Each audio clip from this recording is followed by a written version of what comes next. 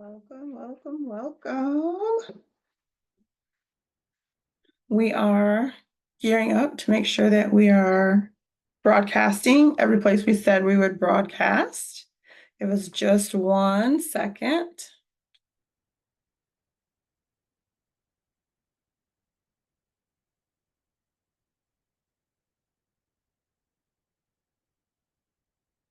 All right, I think we've got it all. I think we're good to go. Check my audiences. Yes, I think we're good. All right, welcome everyone. My name is Nisi. I am the founder and so in love with my organization, All Heart Initiative. One of the things that we do every month is a free webinar, and we focus really on maybe current events or specific audiences, but it's always something that other folks can use as well. And so this month, we're focusing really on leadership and change in leadership and what that looks like. And there's so many different things happening, the landscape of where we are within our organization, in our community, in our state or region, and national, and now even international. And I think the adjustment to change while leading can be challenging. And so, one of the things that we want to just kind of be mindful of and focus on is what that looks like and how to lead and still be empathetic and still, hold people accountable. Because I think from leaders, the feedback that I've gotten is that is like the biggest challenge. They're wanting to be supportive, they're wanting to be helpful, but they know that they've got things that need to be done and taken care of and managed and so on and so forth. And I think for us, what we want is to give you some framework or some skill set. For the majority of us, when we get into leadership or management positions, what happens is we're really good at our job, our base job, and we're so good that they promote us into leadership, management, supervising, things of that nature. And they don't always give us the skill set to manage. Manage the work, yes, maybe, but manage the actual people that are doing the work, your team, and the changes that they have, and the situations that they're in, if there's mental health challenges, physical challenges, or just understanding the team dynamics and how you play a role in that. So that's what this session is really about. We want to get people to learn some framework, really self assess, understand what it looks like in your team. We're kind of born and raised to mask or pretend or fake it. And sometimes what happens is we don't really have access to what that's doing to our team members, or if there's really something going on or not. So we're going to spend today's webinar looking at that, really leadership, not just what you can do for your team, but also what you can do for yourself to check in with yourself and what that means for you. So I'm going to turn my camera off so we can just kind of focus on the screen. And then we will pause periodically to see if anyone has any questions as we go through the webinar. All right, let me get started on that. Okay, so when we look at what it means to really manage a team and how we're supposed to do it, we know that a lot of people will leave jobs because of their manager and not the job itself. And I think it's really important that we remind ourselves as we're in leadership that people might be leaving because of me. And it doesn't mean I'm a bad person, it just means I probably don't have the skill set or the framework to manage people and all the things that live in that. So when we think about how many of us have experienced a significant change in the past year, there's a lot of changes that can be happening. Strategic pivots. I know, especially for our nonprofit organizations, our government entities, a lot of their initiatives that were strategic and planned in 2 and 3 year plans are now not there anymore, whether it's budget cuts, staffing cuts, things of that nature. And so it's important that, we have these kind of overarching changes or shifts that are happening, but we also have people change. Individual lives are changing, and how they show up to work is looking different every single day. We really need to know that in order to be an effective leader, you really do have to have a deep self-awareness. And sometimes it just feels like we don't have time for that. Like I have 1,000 things to do. I'm being pressured. We call it leadership sandwich. So you have your C-suite folks that are kind of pressuring down, and then you have your team that you're managing that's kind of pressuring up. And so you're in this kind of sandwich of, I don't have time to kind of check in for myself. Same is true with emotional intelligence. Anytime we do any type of strategic planning, we always start with an icebreaker that gives us an idea of what your team's empathy looks like. And that's really what emotional intelligence is. When we think about the reality of leading right now, we know that things are changing so fast within your team, outside of your team, within your organization. And the old way of just kind of command and control doesn't work. That old fashioned parenting, do as I say, it just doesn't work anymore. And I think some of us are kind of afraid to be soft or empathetic at work because we don't want it to be seen as a weakness. The other thing is important to know is that research shows us that when you have teams that have emotionally aware leaders, you get better results. You have reduced stress, you have better performance, you have more collaboration amongst your team, and that's what we really want to make sure we have. So, how do you balance empathy and accountability? When you have empathy without accountability, you're an enabler. Sorry, but you are. And so what happens is you start to make excuses for your team members instead of holding them accountable. Or maybe you're doing this. You have a team member that you know is kind of slacking in an area, and it's just easier if you just do the work yourself. That means you're an enabler. What happens is your whole team performance will suffer, and you will be managing not just your workload, but also the team members' workload that aren't, keeping up to par. It's really not okay because people feel safer when there's more structure or boundaries.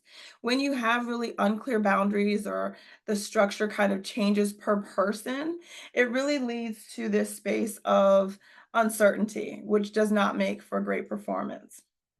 Now, you can also have accountability without empathy. And this is when you're an enforcer and you simply are just focused on the results. You're focused on the outcome, not the output. And we'll talk about that in a second. This is where you kind of don't care what's happening to your team members in their personal space or what needs they have in their workspace to be successful. And so it's really important to figure out how to balance both of them. When you have this enforcer leader, you have somebody that has high turnover. Nobody talks. That enforcer leader might ask a question in a team meeting and nobody's given a response or answer because they really just don't trust that you're going to give them the information that they need. You also have what we call a sweet spot. And this is something that happens with skill. This is a learned skill set. You don't just kind of pop into place and understand what it means to both have empathy and accountability.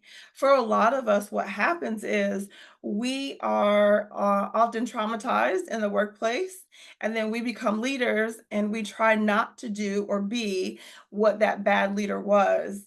Sometimes it works, sometimes it doesn't. You still really need a skill set around it, some framework. And that's what we're going to work on today. So a second ago, I said focus on the output, not the process. This is a flexibility principle. And so what we mean by this is instead of saying you got to do it this exact way, think of how else it can be done for it to be successful. The output is how it's done. The process is how you have it like design and policy and procedure. And then the outcome is the result of the output. Everybody's output looks different. So think about the ways that you can be more flexible in requesting work or getting things accomplished within your team. So when you focus on the output, the results and outcome, you get projects completed. Deadline quality, team communication is clear. You know what you're supposed to do before you have to go in and reiterate when you have to change gears. There's not a lot of that happening. People understand what their directions are. I see a lot of autonomy, which is one of the number one reasons people stay with an organization, if they can be themselves and have freedom to be themselves and get their work done the way that they want. When you focus on the output, you have autonomy within your team. This means as a manager, you're not micromanaging and you're communicating clearly. So when you're micromanaging, you're telling them how to do it, how to be successful. Now, I know in some spaces there's safety involved and there's certain things that you can't. And we'll talk about where to be flexible and where not to be flexible. But if there's an opportunity to be flexible, to give that person autonomy to figure it out the best way for them, then do that. Okay. So when we're thinking about flexibility with individuals, a lot of times people feel like, oh, well, I don't want any special attention, or I don't want anybody to do anything. I don't want a pity party, things of that nature. And really, what you're asking for is work accommodations. You're trying to do the best that you can, and in order to do that, you might need different accommodations from your peer. And as a manager, as a leader, you should be able to observe these changes and want to immediately jump in to help and support those accommodations for that person. You'll find that people develop an increased ownership. If you're micromanaging it, it doesn't belong to them, it belongs to you. And they're kind of the robot that you are giving directions to. Think about like ChatGPT or AI. You're just giving directions to a machine. And that's not the brilliant genius reason you hired that person. You hired that person for them to bring their uniqueness into that space. And so when you micromanage, you lose that. You also lose a lot of trust. When you're thinking about, not micromanaging and with your team, you really build resilience. Here's the reason you build resilience. You see them working together. You see them collaborating. You see them sharing ideas in safe spaces, and the ideas will kind of become more and more innovative. They'll be more and more creative. They'll help streamline performances, and it creates this really psychological safe space that most places are really lacking right now because we're so performance focused. So when to hold firm and when to flex. So anytime you have to make a decision, we always say, is this a firm or flex decision that you need to make? Especially when you're managing someone else and what they're doing in their day to day. Hold firm, obviously, on anything that's about safety or compliance, quality standards. We all understand this. You can be extremely empathetic and accommodating and still hold firm a deadline. If y'all have a report that's due on Tuesday at 3 o'clock every week, you can still hold firm on those deadlines. That's not what we're saying with the balance of empathy and accountability. What we are saying is, does any member of your team need any additional support or freedoms in order to get that deadline report met on Tuesday? And then obviously the things that you can be flexible on. Obviously, work location. We saw this with COVID. People were like, oh my gosh, this is great. I can work 8 hours a day, get my laundry done, cook my dinner, and still be productive. I'm not spending an hour driving to work, an hour in small talk in the hallway, an hour being interrupted, right? They were finding ways to do the work more efficiently because they were working in a space that worked for them. And maybe it's the work hours. If you are a 9 to 5 office building, but you have a team member that's an early bird, is there a possibility for them to come in at 8? That gives somebody a whole hour of production, uninterrupted production, that could create a more successful space for them. And that's really what we want to be flexible on. One thing I see all the time is, especially in small teams, is leaders communicating one way. Here's what you need to do, get it done. Any questions? And of course, everyone's like, nope, no questions. But they have them and they go back into their spaces, not really certain of what they're supposed to be doing or how they're supposed to be doing it. So one of the things that's been happening, that I think we need to just pause and take some time to reflect on, is what it means when you have a team member that's dealing with a mental health challenge. For a lot of leaders, there's uncertainty. What do I say? What do I not say? Do I just refer them to HR? Is there somebody else that can step in? Am I the person that's supposed to have these conversations? And so let's navigate that just a little bit so you have some framework to help you help your team members that are dealing with a mental health challenge. So the biggest thing to remember is obviously you want to lead with empathy. When you show that you genuinely care and you make an intentional means to understand their situation, you've already won half the battle. For a lot of folks, they have sympathy, not empathy, where they're like, "Oh, that's too bad. Get back to work." And that just doesn't work. People feel it. They feel like they're not valued or validated, not just as the work that they perform, but as an individual, as a part of that team. You want to maintain confidentiality. Here's where some policy and procedure might be extremely helpful. If you have relationships in your office that kind of have blurred lines, you were friends and peers, and one of you got, promoted, or maybe you have like blood relatives that you work with. Sometimes the confidentiality, you got to figure out what that looks like. Policy and procedure can be really helpful in this space. Creating a policy about confidentiality and things that are shared is helpful to both parties. Because if you have a team member come to you about information that you know you really need to call in a preferred professional, you want to be able to do that as soon as possible. When we think about the accommodations, I think sometimes we're just unaware of how we should accommodate. For example, ADHD is a legal accommodation that should be made.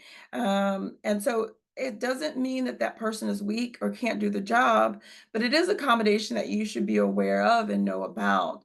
This keeps you safe and your employer, your team members safe as well.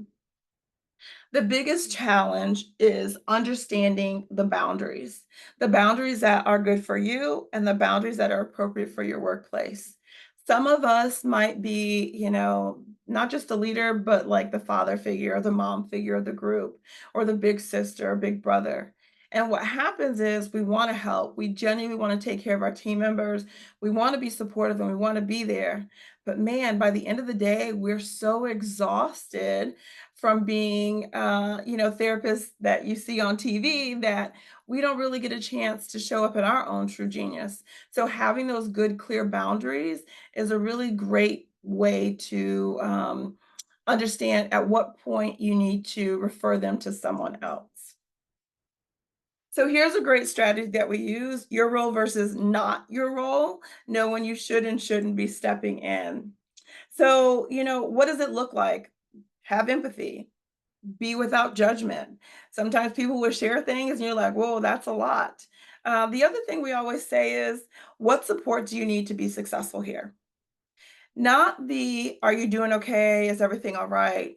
But what support do you need to be successful? Because that's a different question than just asking, what do you need? We're asking, how can we work together so you're successful? It's also important to know what your other appropriate resources are at work. Do you guys have an EAP? What does HR actually do when you send them there? I think for a majority of us, we feel like HR works for the organization, not for the employees, right? Pretty true. But they are a link to those other benefits and resources that we should be aware of. Also, you can connect them with their local mental health authority and other community resources. But you have to have those kind of on speed dial or a resource bank or a poster or flyer, things like that. It's really important, again, don't share without permission. Sometimes you have to have conversations that start off like this.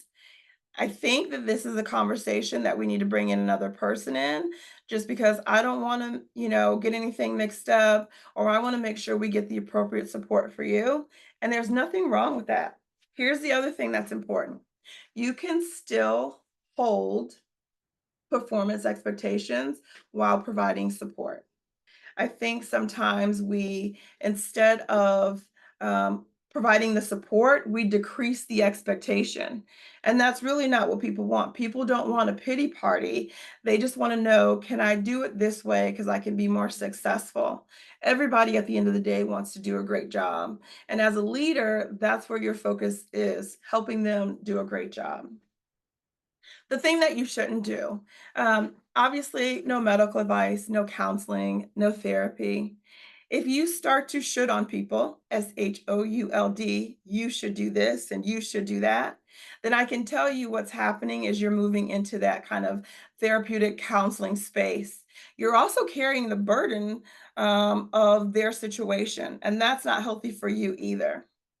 You want to be able to help them, give them the resources, but you also want to make sure that you have consent in some of those places. So as you're looking for resources for them or trying to find ways to help, don't just share with everybody what's going on. Make sure you understand that their privacy is just as important.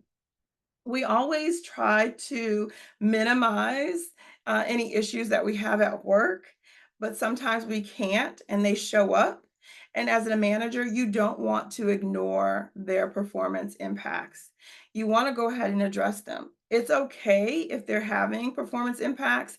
It's not okay to ignore that they're happening because of a mental health challenge.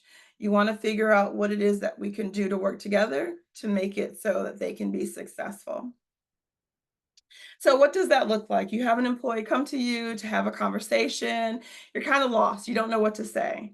First thing I want to suggest is using a framework because this helps you kind of stay out of those no zone places and it helps them to understand that you're available, you're attentive, you're empathetic, but you also have a boundary. So always acknowledge what it is that they're going through. Always start with trust. I'm glad we had this conversation or thank you for trusting me with this information. And then empathize. You don't have to, and here's where most of us go wrong. We use our own scenario. So we say things like, when it happened to me, and that's not what empathy is. And a lot of people use that as a way to connect and say, yes, I get it, I understand. You can not experience what they're experiencing and still be very empathetic. And this is also a great way to create those boundaries, right? Letting them know, listen, I think what's happening is really challenging. And I think the best thing that we can do is find a different type of support, whatever that looks like in your organization. And it's okay to set that up because it tells them when you have a problem, I can initially help you, but the rest of it goes to an appropriate professional, as it should.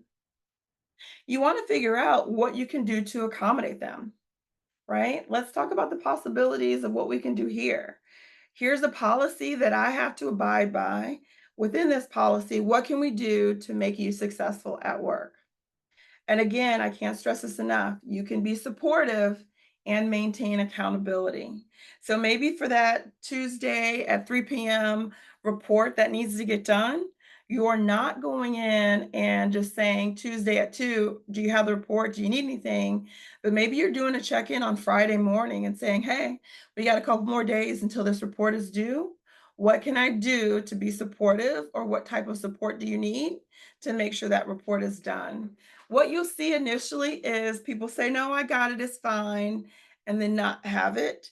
At some point, it will shift gears when they see that you're sincere about helping them, and they will say on Friday, "I need help with pulling this report or understanding this report or getting this task done." And then that's when the collaboration, not just between you and that person, but the entire team can actually activate.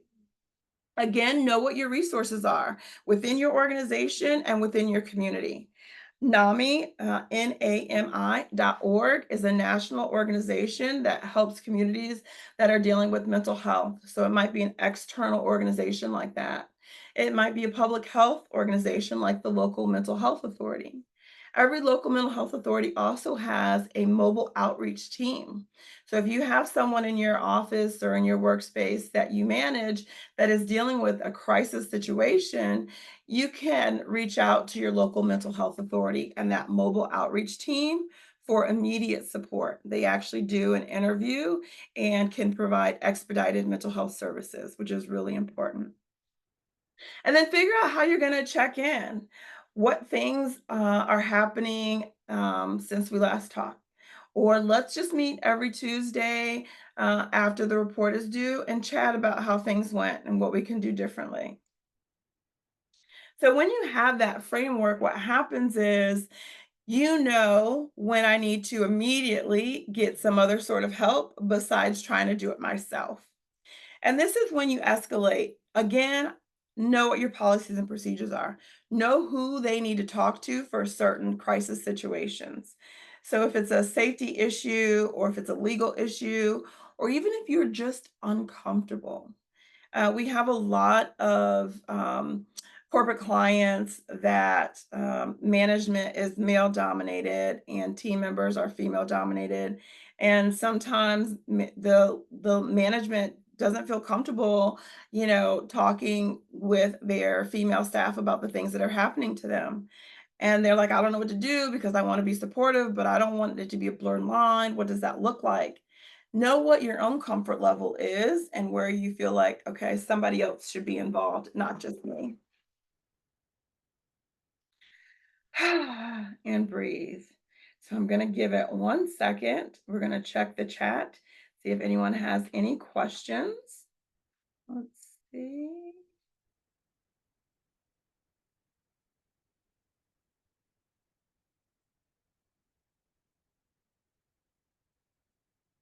All right, no channel, nope, and nope. All right, so let's keep moving. So when you're thinking about, excuse me, your own self and your own compass, sometimes we come in leading, but we bring things with us that are not necessarily work related, right? And or we're feeling some kind of way and we can't even figure out what we feel. Maybe it's exhaustion.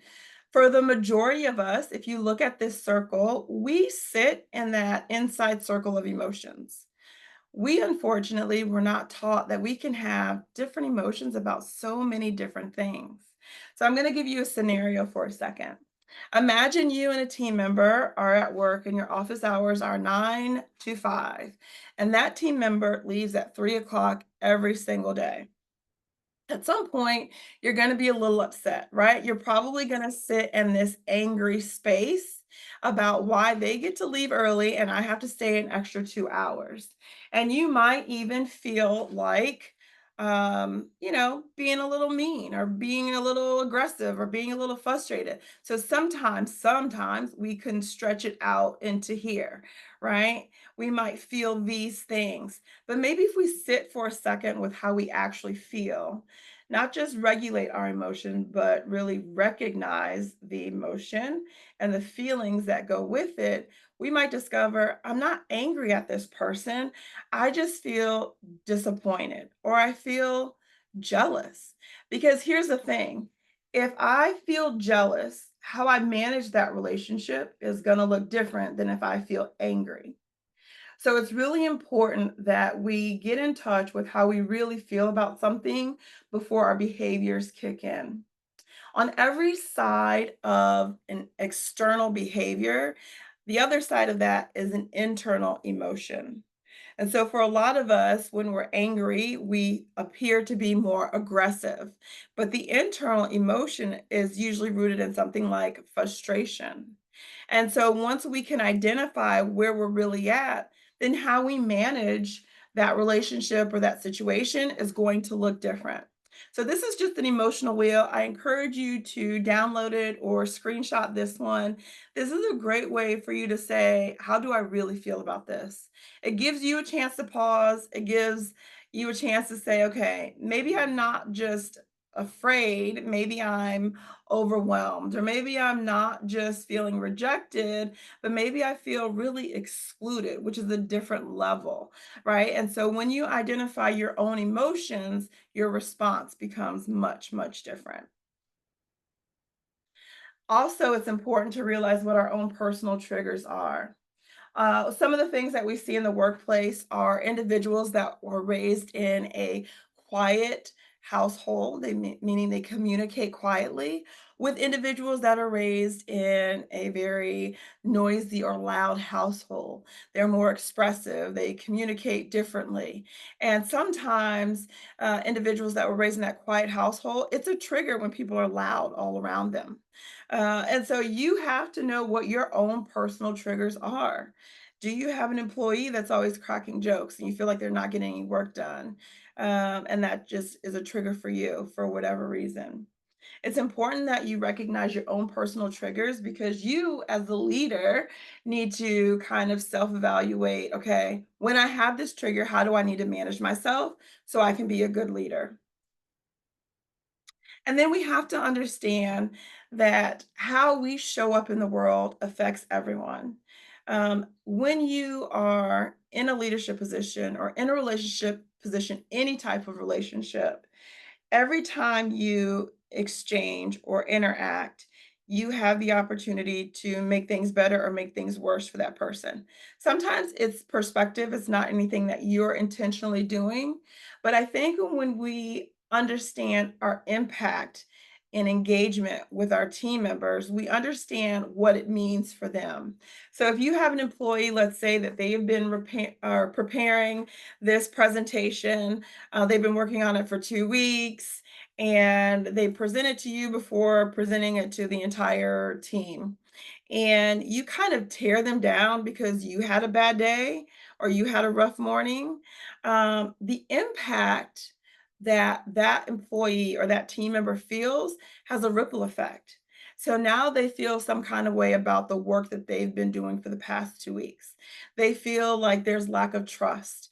The relationship between the two of you has fractured a little bit because you kind of using your triggers or your emotional state that you're not understanding or aware of impacted them. And now, guess what? They go home and they've had a bad day at work and it impacts their family. And so it's really important that we just not identify our emotions, but learn to regulate our emotions so that we can manage properly. Because every time we engage with our team members, it has an impact, and that impact has a ripple effect. So if you are having this impact of not being a morning person and wondering why your team is avoiding you like the plague until noon, step back and ask yourself, what can I do differently, right? Your energy has a ripple effect.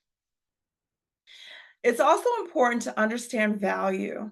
It used to be people would sign up to be part of an organization and they were going to stay there until they retired. They were 40-year, committed folks. That is not the case anymore. You have to understand what is of value to your team members and what's important to them. And also understand that what's important to you and your position is not always what's important to them and their position. When you lead from your authentic self, you give them the opportunity to do that as well. As a leader, you're really creating micro leaders. And you do that by figuring out how you can align values or understand those values. All right, so here's a leadership check in that we give sometimes when we come out to organizations to do assessments or some workshops. For a lot of us, we are busy. Once we've gotten into that leadership management position, we've got more tasks, more responsibilities on our plate, and we are just kind of hustling through all of the work. And we're not really giving ourselves the chance to kind of check in. So we say, here's a leadership framework that you can do. What is your morning intention? Before you go into your office or before you start your work day, what emotions from your personal space are you carrying in to that work day? Or what emotions from maybe a leadership meeting or executive meeting that didn't go so well are you bringing to your team that's not for them? And then where is your energy and stress level at? Are you exhausted? Because that makes a difference too. I know for me, I don't like making decisions late at night because I'm tired by the end of the day. And I know that my kids know that. And so they will come and ask me questions and can they do and can they have late at night? Because I am most likely going to be like, yes, I don't care, just leave me alone. But what we want to make sure that we understand is how can we regulate that and manage it ahead of time? So we've started saying things like, that is a tomorrow problem. Like, you got to ask me tomorrow. I'm not going to make a decision on it tonight. Always ask yourself, how do you want to show up? How do you want to show up as a leader? And be prepared for your triggers. Doesn't mean that they're going to go away, but understand what they are and prepare for them. Do this before you go into your work environment. And then at some point, you need to recalibrate throughout the day because you are sandwiched in that pressure. You have had interactions with your team or interactions with upper management, and your, happy day might have shifted as well. Allow yourself a chance to recalibrate. I always say when you feel like you have to have like an afternoon coffee or an energy drink or like a little snack or some chocolate, that's a great time to recalibrate because you want to make sure, did my emotional state shift? Am I still feeling good and happy about all the things, or am I feeling like I just want to go home? Give yourself a chance to kind of step back, deep breathe, pause, readjust, whatever that looks like, so that you can move into the next part of your day without any of the impacts, the ripple effect of those impacts. And then always the evening reflection. Most people are like, I don't have time to do all of this. If you drive home into your driveway and you sit in your car for like 15 minutes before you go inside, that is time to do an evening reflection, right? What did I feel today? What made me feel this way? How did I do when I was challenged? For a lot of us, we get challenged and we just kind of buried under the rug. Well, it was a bad day, so what did you expect? And think about what you can do differently tomorrow. Do you need to have a conversation with somebody like, listen, I was having a rough day yesterday. My behavior was not as well as I would like for it to be. How can we improve this? How can we go forward? What can we do to make it better? It's these moments of reflection that really build your own emotional awareness. When you see your own emotional awareness, you're more empathetic to the needs of others. So when you do this throughout the day, screenshot this, you want to make sure that you are really rating yourself. Where's your stress level at? Where's your patience level at? Are you still feeling optimistic like you were first thing in the morning? Are you like, you know what, forget it, I'm fried, I don't care? And then your energy. I did a, facilitation a couple of weeks ago, and this person was in charge of kind of the cultural engagement. And she was like, I just don't want to do anything anymore. I'm so exhausted. I'm so tired. I don't do the things that I used to do because by the time I get home from work, I don't want to talk to anybody. I don't want to go anywhere. I don't want to do anything. Are you checking in with your energy levels because of your job? And I would encourage your staff to do the same thing. Here's a really quick observation. Sometimes we're moving so fast as leaders, or we have really big teams, and we can't really put our finger on, is our team okay or not? Or is it a productive, healthy team? Or are we just kind of all moving through the motions in survival, right? So when there's a team meeting or any type of significant interaction, pay attention to their body language. Pay attention to their energy. When they walk into the boardroom or the meeting room, are they smiles and bubbly and then they shut down when the meeting starts? Um, when the meeting's over, do they go back to cracking jokes and being happy? That says a lot about that environment. What happens when you communicate with them or when you don't communicate with them? How do they respond to that? And then you can always, follow up with, how can I be supported? How can I support them? It's important that you understand being an empathetic leader starts with your own awareness of yourself, then awareness of what you are observing in your team. And then how do you build that psychological safe place? How do you create this space that says it's okay for you to show up in your genius? One of the things that I always think about when I say, show up in your genius is the iPhone. And many of us have an iPhone. And I think if, Steve Jobs had walked into his team meeting and said, hey, I want to put a whole computer and a device that fits in your pocket, would he have even felt comfortable having these types of conversations if he didn't have the right team? If he didn't feel like it was safe enough to be innovative? And when we don't create these safe spaces, what happens is we lose the genius that we really want to get from people. The things that make them unique, the things that bring color and character to our spaces, we lose them when we don't give them that safe space. We don't give them this culture to be themselves and have down days and off days or need accommodations. Or we say everybody needs to be cookie cutter, that micromanaging. People show up differently, they accomplish things differently, they process things differently. And so the more that you give them the autonomy to do that, you'll find that the more the work will be done well. So, real-time assessment. Count how many are true for your team. Someone brought you a concern this week? Probably. Team member asked a question that challenged your thinking recently? Should be. Someone admitted a mistake without you having to discover it.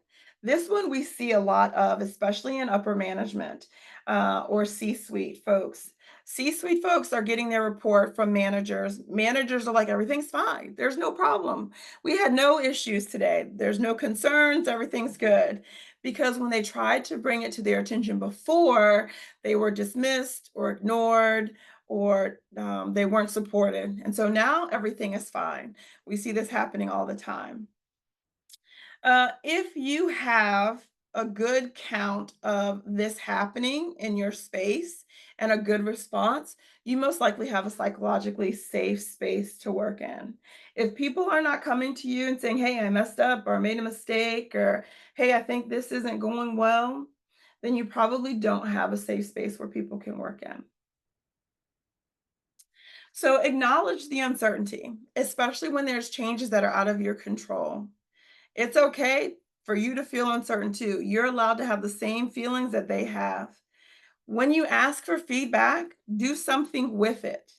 Nothing is worse than being surveyed or asked, what you think, could solve the problem. And then nobody does anything with the information that you've given, right?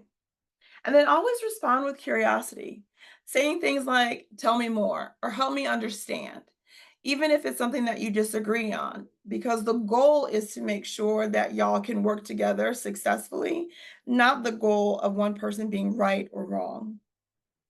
And then it's okay to admit that you also have challenges. I think this one is tough when you are the person in authority. The stigma is that you don't have any challenges.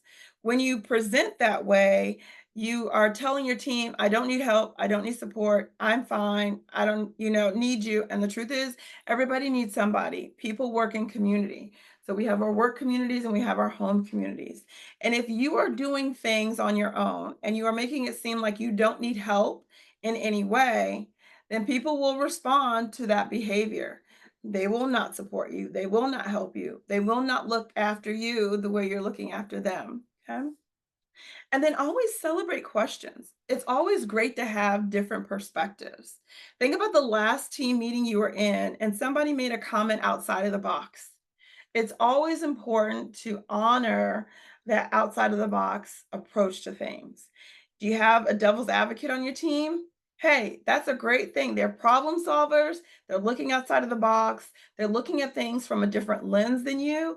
And it's really important that you celebrate them and let them know the way they see things is helpful because everybody else is just in agreement. Oh, yeah, yeah, great idea, great idea. We don't want that, right? We want somebody that's going to be outside of the box. So when you think about your communication style, most of us would say, oh, yeah, I'm a pretty good communicator. I communicate with my team pretty well. And here's the difference. You can talk to your team, you can give directions to your team, but being a great communicator is not the same thing. These are two separate things. People give directions and they're one-sided. People communicate for comprehension. So when you communicate, are you communicating for comprehension? So we always like to do this activity when we talk about communication. You have a team member, you've got several team members that have been there for several years, and you've got one or two very new team members. And you say, to the team members, I have a task for you. I need you to go and get something done for me. And so they're like, okay, I can do that. I can get that done. I've been in my field for 7 years. I know what I'm doing. But what you don't provide them is context. You don't listen if they have questions, and then you're not prepared to explain or break down things so that when you send them off to be independent in this task, that they can do it with confidence. So we always say use this activity. I need you to go to that red and white logo store, and get like 15 kind of red apples and maybe 8 greenish yellow apples. Let's do 11 orange thingies and let's do 4 pies, but for dinner. And most people are like, what in the world are we talking about? If you are here in Texas, is the red and white logo store HEB or am I talking about Target? I don't know. 15 kind of red apple. Do you know how many different types of kind of red apples there are? And then greenish yellow apples, is that even a thing? Are they green? Are they yellow? Orange thingies? Well, I know what I'm talking about. The team members that have been with me that have done this task before, they know what I'm talking about. And this is how we communicate to our new team members. And so maybe you need to throw in some visuals, right? You're like, I'll do it in presentation format. This will be really clear. They'll understand this. And you put up pictures and you're like, yeah, no, nope, still not clear. Still have no idea what to do on that first part of that task. Is that HEB? Is that Target? I still don't know. I still don't even know what store I'm going to. And this is what happens when we give direction. We give direction or we communicate based off of the information that we already have in our brain, the context, or that we have already shared with our team, assuming that everybody else will be able to kind of pick up on it, figure it out, or move forward. And so what if I told you that the red and white logo store is HEB? That makes things easier, like you've at least narrowed down which store you're going to, right? And then I said the kind of red apples, let's get gala apples. I like those. And the yellowish or greenish yellow apples, let's do Granny Smith. And the little orangey things, maybe those are mandarin oranges, right? We can even throw in the brand name, be really specific. And those 4 pies, but for dinner, maybe it's shepherd's pie. And so you see what happens when we communicate without context. We just assume that they know, that they understand, and we leave them feeling more frustrated. We leave them feeling like, I know she told me to do this, but I don't know what I'm supposed to be doing. Or we're guessing, and that's frustrating because now we've got to make assumptions. We've got to assume that this is what we're supposed to get.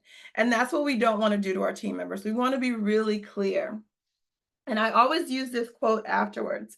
If you judge a fish by its ability to climb a tree, it will live its whole life believing that it's stupid. Here's the thing, we don't want to assume that our team members understand or know what we're talking about, especially initially, especially when it's a new task or there's uncertainty.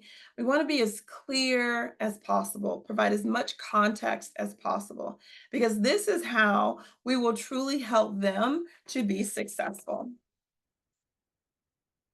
So here's the clear communication framework.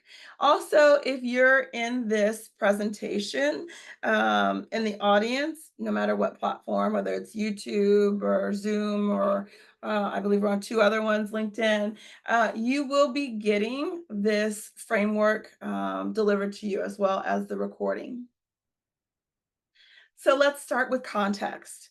Saying the red and white logo store, no context, right?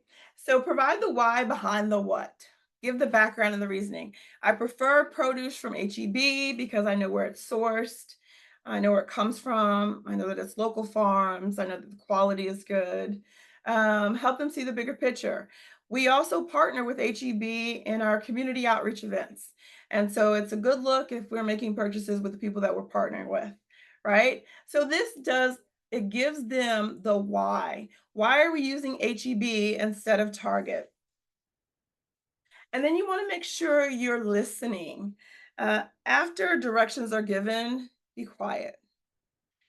Give space for questions, ask for input, and listen to understand. People ask questions to understand, but people respond to those questions oftentimes to defend. And when you are defending, you're not listening to understand. You're already generating your defense response. You're not listening to what it is that they're really asking you for. When you can listen without judgment and listen to understand, they feel like they've been heard, even if they don't agree with going to HEB over Target. And then make sure you're explaining. It's important that we understand, sometimes things are complex for some people and not complex for others. So I'm going to pause for a second. I'm going to talk about something called psychosis.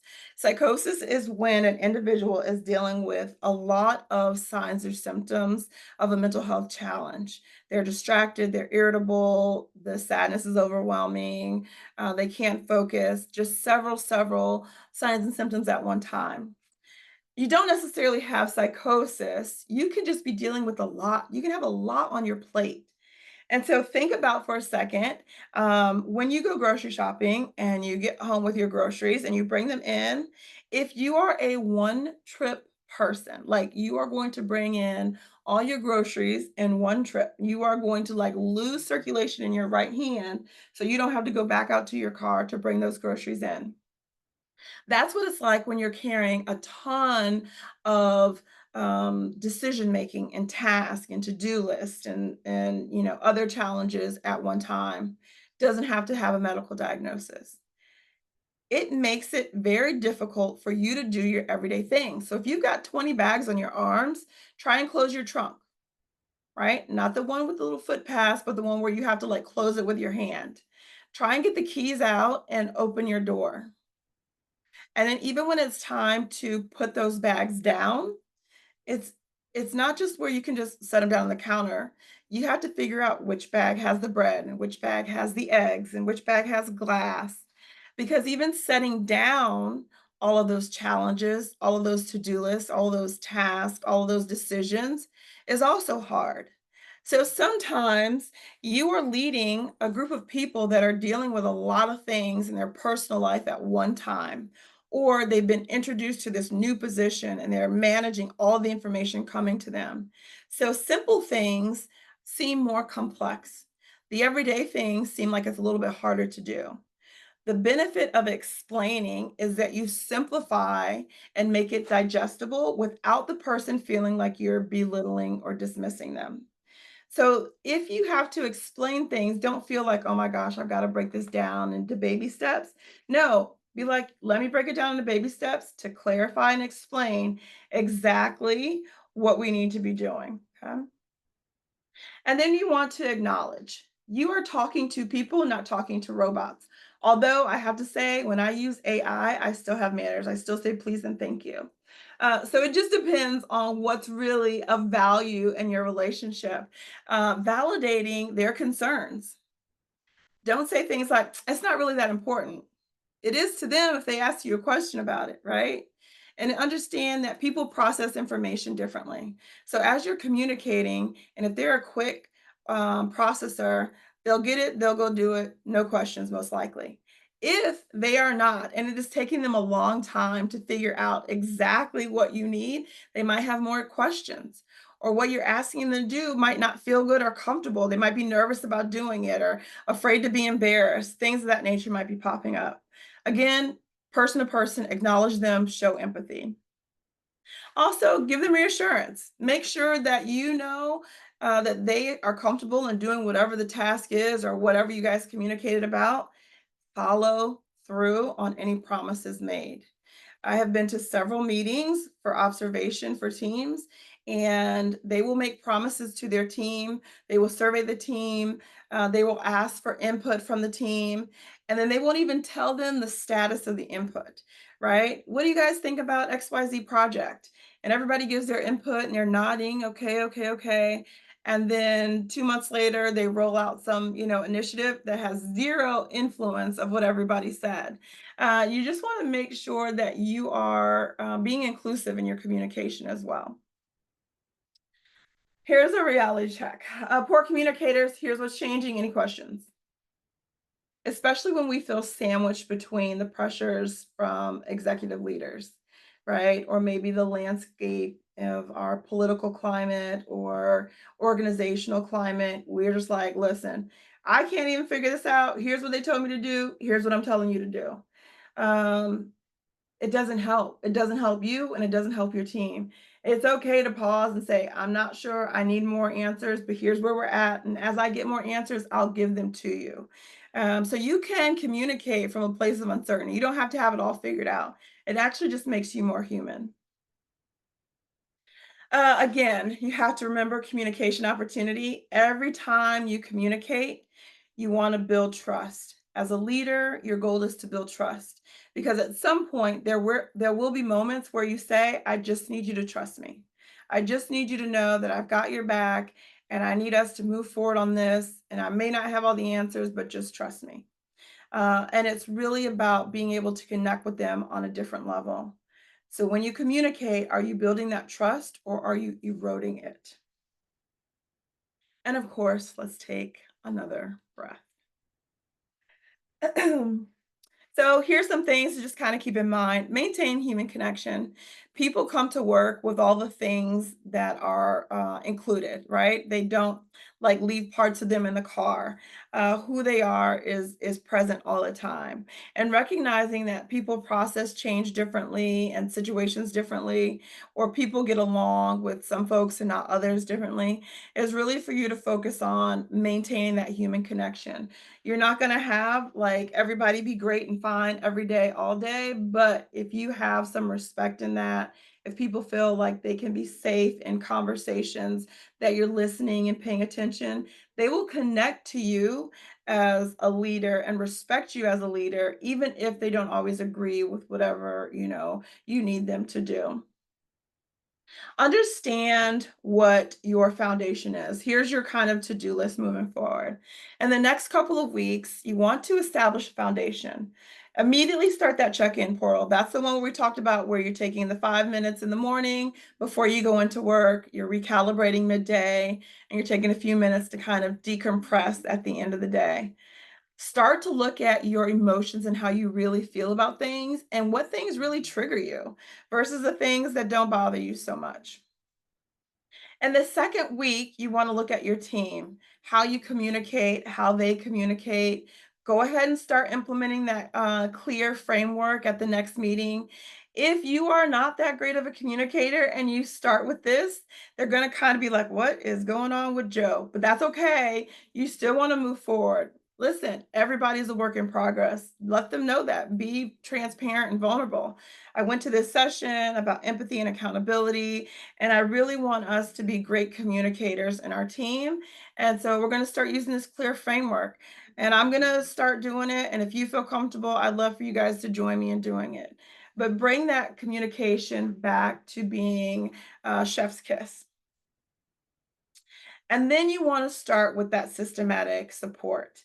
How you're going to recognize and reach out to your team members that are maybe challenged or struggled by something, either in performance or personally. Identify what other resources are there for them and what they can do to use those resources. And then establish some things that are measurable, right? We've had decreased safety incidents. We've had increased engagement, whatever that looks like for your team and your department or your space. And then always refine and sustain. As teams change, as things change, you want to make sure that you are coming from a space of we can figure this out, we can put this together, we can manage this.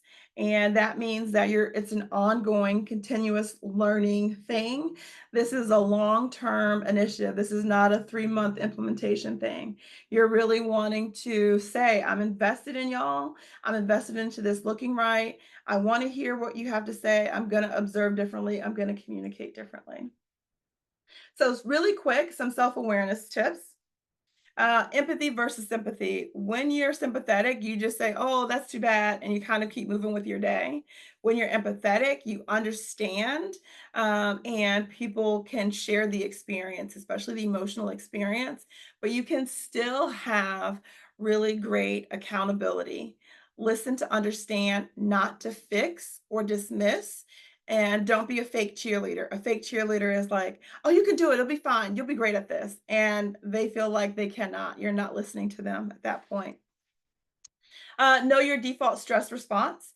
If things happen and your default is to just withdraw from everybody, understand that it has impact, and figure out what you want to do to respond to that or how you want to make those changes differently.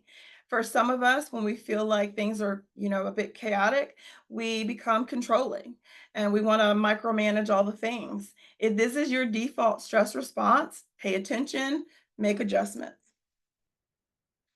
And then where's your energy at? Where's your energy at? Understand your emotion, regulate your emotion, know what you are capable of first thing in the morning if you're not a morning person. Don't have, 8 a.m. meetings if you hate morning meetings, right? Make it work for you and your team and their energy level as well. The best thing that you can do to de-escalate a situation, and de-escalation is not just about there's a violent thing happening. It is about when there's conflict or mistrust or poor communication. De-escalation, the best de-escalation technique is practice the pause. Take a deep breath, take a walk around the block, listen to some music, pause from whatever the engagement is to get yourself back together again. Okay. When you pause between your stimulus and the response, or the trigger and your response, what happens is you don't damage the relationship. If you have folks that are, knee-jerk responding to things, most likely they are damaging some component of that relationship because they're not taking a moment to like kind of do a self-check, like, I don't really like this, but I respect it. Instead, they're just blurting out, I don't like this, I hate it here, and they're storming out or whatever that looks like in your space. The next thing is separate facts from stories. Part of your brain works with reward, and part of that means assumptioning and jumping to conclusions or filling in the blanks. And we don't want to do that. We want to make sure that we understand that people have different perspectives. That would be stories. Doesn't mean that people are lying. It just means that it is a different perspective or different narrative. And there's facts, right? For the past 6 months, we've been working late every night. Well, for the past 6 months, we've worked late one night a week, right? Separate the fact from the story. And again, people don't leave companies, they leave managers. It's really important to understand what that looks like and how you can not be one of those managers. I will tell you this, for a lot of folks that are dealing with, mental health challenges from workplace environments, places are not psychologically safe, what they're doing is it is ripple affecting in all parts of their life. They're not showing up as their best self at home. They're stimming or scared or have anxiety on Monday when it's time to go back into work, or they're kind of shutting down. They're doing a great job at work. They're being performative, but they're just showing up like presenteeism. Like I've checked out. I don't care. I'm just going to do my job. And they're coming home and they're getting a bed and they're kind of clocked out on life. When this is happening, it's a traumatic experience for a lot of folks. And it takes about 6 months for them to kind of undo that unsafe space. And so you don't wanna be one of those managers that gives them that unsafe space. And so I just wanna encourage you all, to make sure you're mindful of what it looks like to, have that impact. So every time you engage, ask yourself, "Is what I have to say going to be harmful?" Not just maybe cause conflict or not feel so great in the office for a couple of days, but is this going to have impact in a bigger way for this person? And figure out a different way that you can engage and what that engagement looks like. Also, figure out some ways to measure your success for yourself. Are you recognizing your own emotions? One of the books that I love is The Body Keeps Score. And this is a great book because it's a solid reminder that even if you're not talking about the things that you're experiencing or what's happening to you or what's happening in your work or personal environment, your body is feeling it. So if any of you have a resting, what face, or you feel the tension when you go into a meeting, your body physically recognizes the stress before your brain can say, okay, this is not good. And so sometimes it shows up on our face and sometimes it shows up, in our shoulders, our back. We always tell people when we're teaching mental health classes, drop your shoulders, put your shoulders back, relax your jaw, that kind of thing, because you're showing up a certain way based off of the stress that you're feeling. And you don't even realize it sometimes. And 2 weeks go by, and you're like, yeah, I've got this really bad back pain. Well, you're stressed out. That's what it's coming from. And so we just want to make sure that you are aware and mindful of how to take care of yourself really well. I will say that you guys are going to get the psychological safety assessment. I think in the email, the initial email, you should have gotten it. If not, you'll get it in another one because I have some folks coming in as guests from our community partners. And so you'll get that. You'll also get this presentation kind of in an ebook format. And there's just some other tools and frameworks that you guys can use. And then you'll get an invitation to next month's um, webinar as well. And so I appreciate all of you here. I'm going to stop the recording in case there are any questions and open up all the rooms. So just give me 1 second to do that.